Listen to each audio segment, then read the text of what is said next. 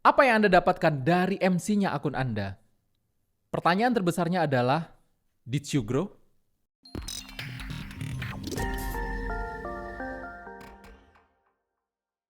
Oke, welcome back teman-teman. Masih bersama saya dengan Teguh Hamzah Pansuri di NFC Forex TV, tempatnya trader Nusantara teredukasi. Nah, beberapa waktu lalu sebelum pergantian tahun 2026, kemarin saya ada sempat informasiin ke teman-teman bahwa kita akan libur trading terlebih dahulu untuk menyambut Natal dan Tahun Baru tentunya ya. Karena apa? Karena ada banyak bank yang libur, holiday bank ya. Maka kita sebaiknya menghindari trading di waktu-waktu tersebut.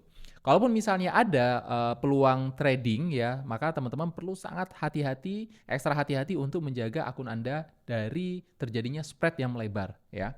Nah, maka dari itu teman-teman, ada banyak ya yang masih ngeyel mungkin dan mereka masih banyak yang nahan floating dari market tersebut gitu ya. Yang mengakibatkan alih-alih berharap menjadi profit ya, mencari keuntungan dari adanya peluang untuk trading, tapi malah mereka menjadi loss berturut-turut. Bahkan ada yang MC, bahkan ada yang breach di akun platformnya.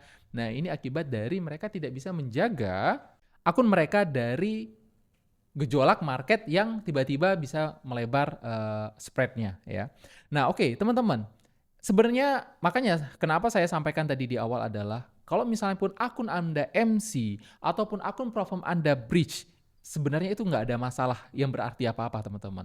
Ya, pertanyaan terbesarnya adalah seperti yang saya sampaikan tadi, did you grow? Apakah Anda bertumbuh? Kalau misalnya teman-teman dapetin pelajaran dari akun MC Anda, dari breach-nya akun Anda, is okay. Bagus, berarti teman-teman ketika masuk ke tahap berikutnya, ke deposit berikutnya, ke akun platform berikutnya, teman-teman tahu, oke, yang seperti ini berarti tidak boleh lagi terjadi, tidak boleh lagi dilakukan. Nah, ini adalah salah satu bentuk bahwa Anda bertumbuh.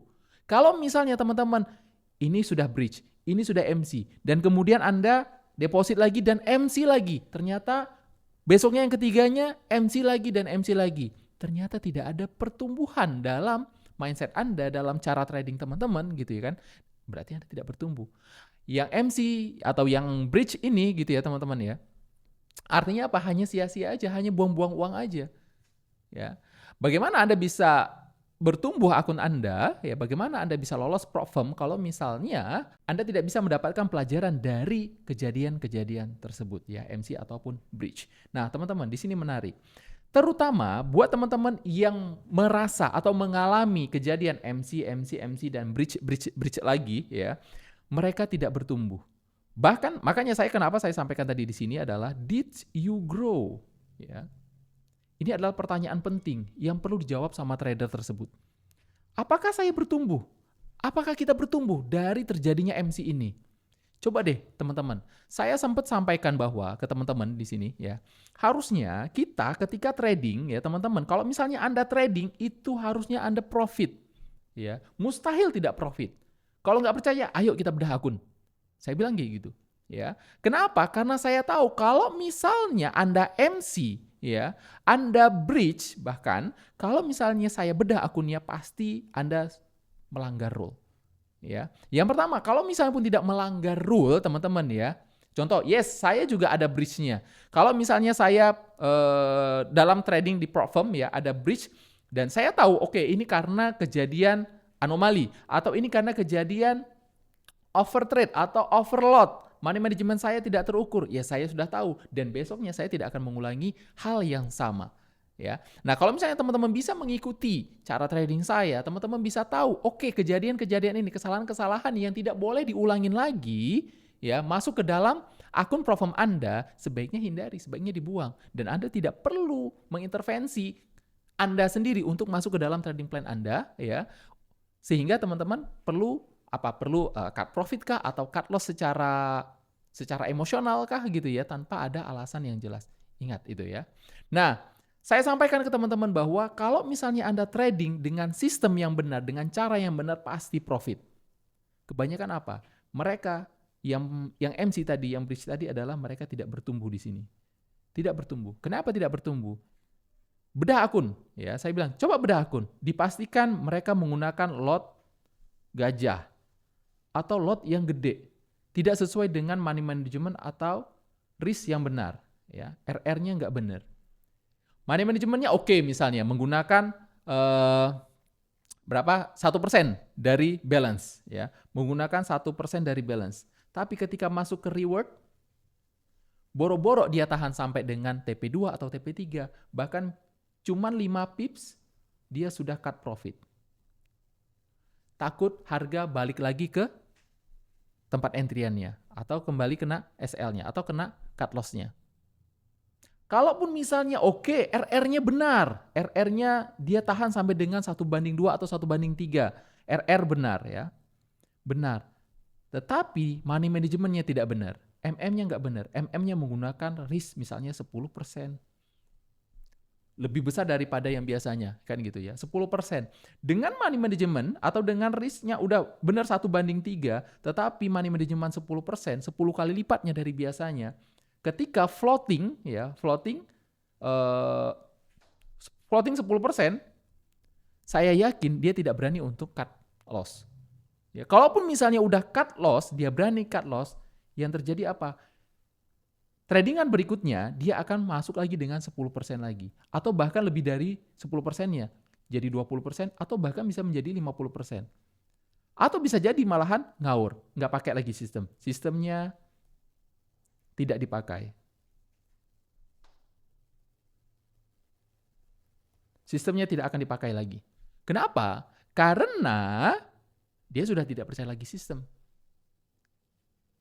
Ya, dia sudah tidak percaya lagi sistem, makanya sistemnya tidak dipakai. Padahal teman-teman, ya, trading ini, ya kalau saya bilang trading ini adalah buat teman-teman trader perlu menjadi pembantu yang baik. Siapa bosnya? Siapa majikannya? Majikannya adalah market itu sendiri. Dan Anda sebagai trader perlu menjadi pembantu yang baik, pembantu yang bijak, pembantu yang harus nurut sama market, harus nurut sama bosnya kan gitu. Nggak boleh bantah, nggak boleh. Sekali bantah Anda ditendang. Bisa nggak teman-teman jadi seperti itu? Nah kita trader-trader kita seperti ini ya kita adalah sebagai pembantu teman-teman. Anggap sebagai seperti itu ya. Kata pembantu apa? Harga akan kemari. Oke, saya akan kita dapat arahan, kita dapat sinyal bahwa kita harus menjadi seller di sini. Pembantunya tiba-tiba datang datang malam-malam, gedor-gedor pintu. Ya harus buka. Ketika market balik ke atas, kita udah pasang stop loss, ya harus keluar. Jangan kita tahan. Pembantu, bos ngapain lu datang malam-malam, kan lu jatahnya harusnya pulangnya besok pagi, kenapa harus malam ini? Nggak bisa kayak gitu. Maka dari itu kenapa saya sampaikan Anda adalah sebagai pembantu dari market itu sendiri. Nggak usah denial, nggak usah mencari alasan bagaimana ini nggak mungkin, ini mustahil marketnya harus melawan trading plan kita. Enggak, bukan kita yang melawan trading plan, tapi Anda lah yang melawan trading plan. Coba dicek lagi ketika teman-teman akun Anda MC, akun Anda bridge, coba di mana kesalahannya? Tulis kesalahannya apa-apa aja. Ketika sudah Anda tulis kesalahannya, ya, dipastikan di akun berikutnya, di platform berikutnya itu tidak terjadi lagi, itu tidak terulang lagi. Berapa banyak Anda MC hanya gara-gara kesalahan Anda? Coba cek, coba cross check, coba bedah akun Anda sendiri. Nggak perlu saya yang bedah dah. Ya. Coba bedah akun Anda sendiri. Saya yakin Anda pasti ngawur trading plan-nya, Anda pasti tidak menggunakan risk money management, dan Anda pasti tradingnya tanpa trading plan. Jolim.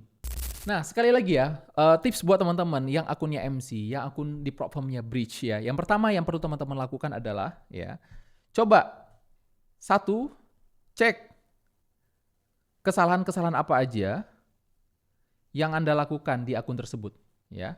Setelah teman-teman cek kesalahan-kesalahannya, yang kedua adalah tetap gunakan sistem trading ya. Sistem trading yang saya bilang ya profitable pastinya, profitable dan patuhi sampai dengan selesai. Patuhi sampai dengan selesai transaksinya ya. Sampai dengan selesai transaksinya. Yang ketiga adalah biarkan akun Anda tumbuh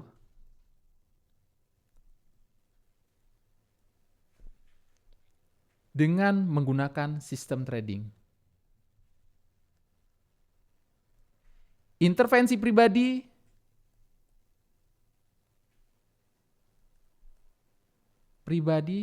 hilangkan.